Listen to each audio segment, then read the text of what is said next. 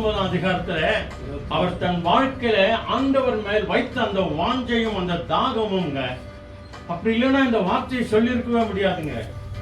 அவர் எப்படி இருக்கிறாரு? வியாதி வந்து ஓட்டத்தை தேய்ச்சி நிற்கிறார். அவர் மனைவியும் திட்டிட்டு போயிடுச்சுங்க. அனாதியா இருக்கிறார். பத்தாவதுக்கு ஃப்ரெண்ட்ஸுங்க எல்லாம் வந்து இல்லாதது பொல்லாததெல்லாம் சொல்றாங்க. ஏன் அவனுக்கு இந்த நிலைமை? உத்தமனுக்கா இந்த நிலைமை? நீதிமானுக்கா இந்த நிலைமை? இவ்வளோலாம் சொல்றாங்க. அப்போ இந்த யோபு அந்த நிலைமையில கூட அவர் சொல்ற வார்த்தை பாருங்க.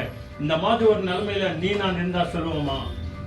ஐயோ ஏன் தான் எனக்கு ஆண்டவர் இந்த கஷ்டத்தை கொடுத்துட்டாரோ, ஏன் தான் இந்த வியாதி வந்துச்சோ, ஏன் தான் இந்த கை கால் வலிகள் வந்துச்சோ இல்லையா? நீங்க கை கால் வலி ஆகட்டும், உடம்பு சரியில்லாத ஆகட்டும் இல்லையா, தலைவலி ஆகட்டும், எந்த வியாதி ஆகட்டும், யாரால வந்தது? நம்மளால தாங்க வந்தது. ஆத்மாவுக்கு ஒரே ஒரு அதிபதி ஆண்டவர் ஒருவர் தான். அவர் ஒருவர் தான் இந்த ஆத்மாவுக்கு சொந்தம்.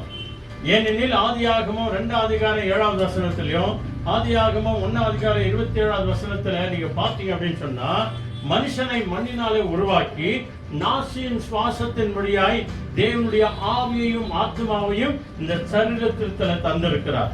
ஆக இந்த ஆத்மாவுக்கு அவர் ஒருவர் தான் சொந்தக்காரர். நன்மை செய்தவர்களாய் தேவனுக்கு பிரியமாய் நடந்து ரட்சிக்கப்பட்டவர்களாய் இருப்போம் அப்படின்னு சொன்னா இந்த ஆத்மா பரலோகத்தில் என்றென்றைக்கும் வாழும். அதே நேரத்தில் ஆண்டவரை விட்டு தூஷணமாய் தூஷித்து ஆண்டவரை மறந்து நாம வாழ்வோம் அப்படின்னு சொன்னா இதே ஆத்மா நரகத்திலே என்றென்றைக்கும் வாழும். ஏன்னா இந்த ஆத்மாவுக்கு